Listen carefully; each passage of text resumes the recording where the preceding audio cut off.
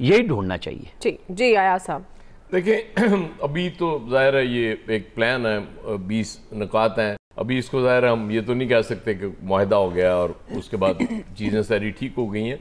اور اسپیشلی ابھی حماس کا ری ایکشن بھی اس پہ آنا باقی ہے کہ وہ کس طرح سے دیکھ رہے ہیں. ان کے کو ایک آدھ لیڈر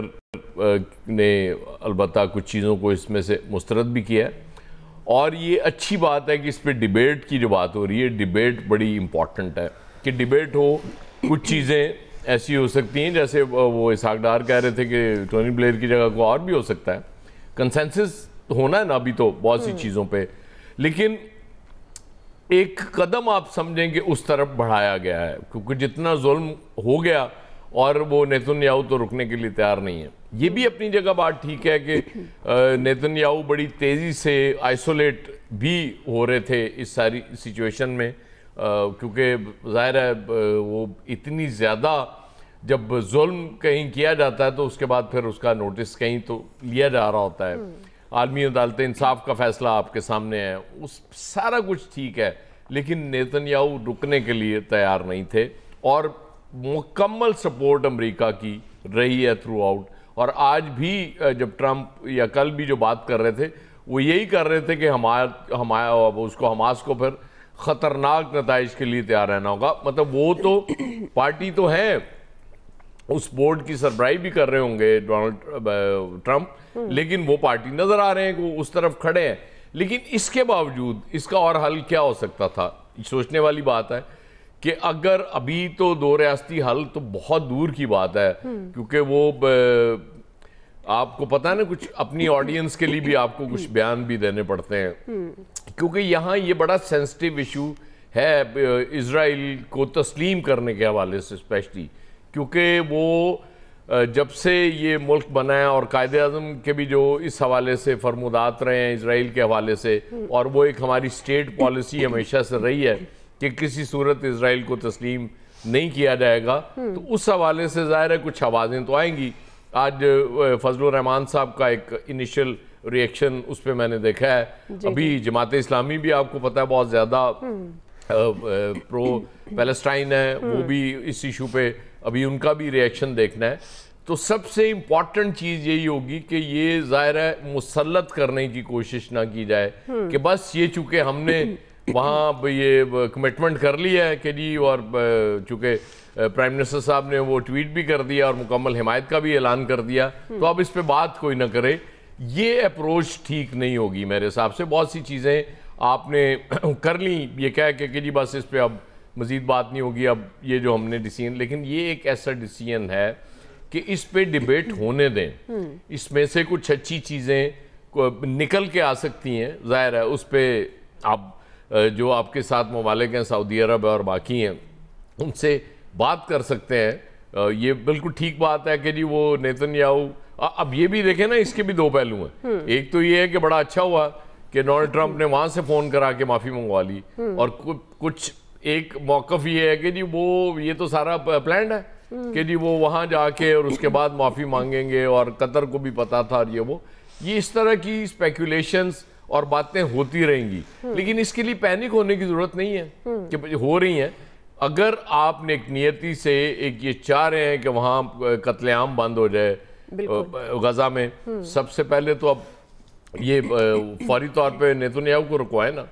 کہ وہ وہاں جنگ تو بند کرے نا, حملے تو بند کرے, وہاں لوگوں کو خوراک مہیا کرنا شروع کرے. اس کے بعد چیزیں آگے بڑھیں گی, سنسیریٹی بھی پتہ چلے گی کہ ہاں واقعی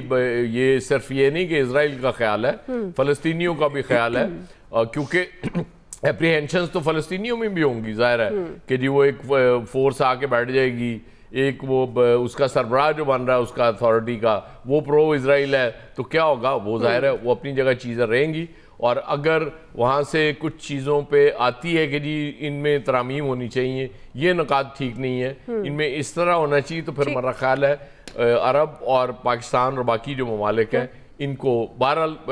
رشیا انڈیا دونوں حمایت کر چکے ہیں اس کی. مطلب اوورال جو فضا نظر آ رہی ہے انٹرنیشنلی وہ اس کی فیور میں نظر آ رہی ہے. اس لیے ظاہر ہے ہمیں بڑی احتیاط سے قدم رکھنے پڑیں گے. ٹھیک جی, کوئکلی ناظرین بریک لے لیتے ہیں, آپ سے ہم واپس آئیں گے, یہیں سے کنٹینیو کریں گے. جی ویلکم بیک ناظرین۔ نبی صاحب، اب یہ امن معاہدہ کس حد تک پائیدار اور عملی ثابت ہو سکتا ہے؟ ظاہر نکات کی بات ہو گئی ہے، اب اسرائیل کا بھی انیشلی ایک رد عمل آیا فلسطین کی ریاست کی تسلیم کرنے کے حوالے سے، حماس کا بھی انہوں نے بھی کہا کہ یہ جو ٹرمپ کا غزہ امن پلان ہے یہ حقیقی یا منصفانہ حل نہیں ہے، تو آپ سمجھتے ہیں یہ کتنا پائیدار اور عملی ثابت ہو سکتا ہے فلسطین کے کانٹیکسٹ میں؟ اچھا، تو آپ دیکھیے، ایک تو خان صاحب نے جو بات کی ہے کہ جی امیڈیٹ جو ہے وہ فائر بندی ہونی چاہیے، تو اگر یہ 20 نکاتی امن پلان کو دیکھا جائے تو اس میں کہیں پہ بھی یہ نہیں ہے کہ امیڈیٹ سیز فائر ہوگا، وہ مشروط ہے حماس اگر اس پیس پلان کو جو ہے وہ اس کو ایکسیپٹ کرتا ہے تو اس کے بعد جو ہے وہ امیڈیٹ سیز فائر ہوگا۔ جہاں تک اسرائیلی پرائم منسٹر نیتن یاہو کی بات ہے، انہوں نے کہا کہ جی دو ریاستی حل کا ذکر نہیں ہے اس پیس پلان میں، تو ان کی یہ بات بھی بالکل ٹھیک ہے کہ اگر آپ ان 20 نکات کو دیکھیں تو اس میں کہیں پہ بھی یہ دو ریاستی حل کی بات نہیں کی گئی۔ اچھا، جو اصل چیز ہے وہ یہ ہے کہ یہ جو پیس پلان دیا گیا ہے، اس کو اگر بغور اس کا مطالعہ کیا جائے، اور حماس کی بات بھی ٹھیک ہے کہ یہ ایک جسٹ منصفانہ جو ہے وہ یہ پیس پلان نہیں ہے، کیونکہ دیکھیں اس میں وہ ساری باتیں جو اسرائیل کہتا ہے وہ ساری باتیں مانی گئی ہیں، جو حماس کہتا ہے وہ باتیں جو ہے اس میں نہیں مانی گئی۔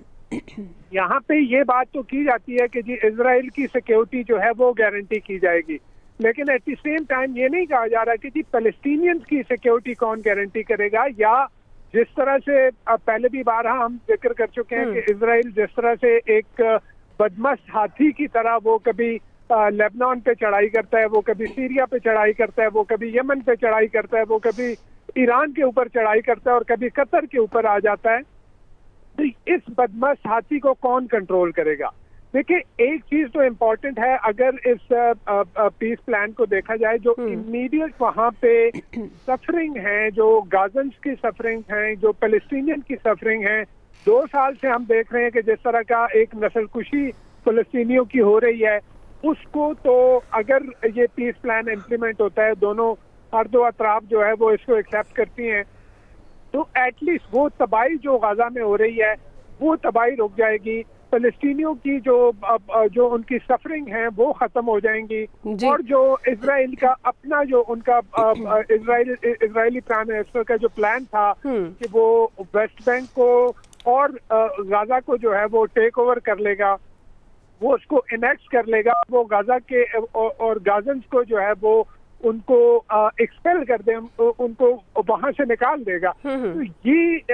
یعنی یہ باتیں تو ٹھیک ہیں کہ اگر یہ پیس پلان جو ہے وہ ان لیٹر اینڈ اسپرٹ امپلیمنٹ ہوتا ہے تو یہ ان کی سفرنگ ختم ہو جائیں گی،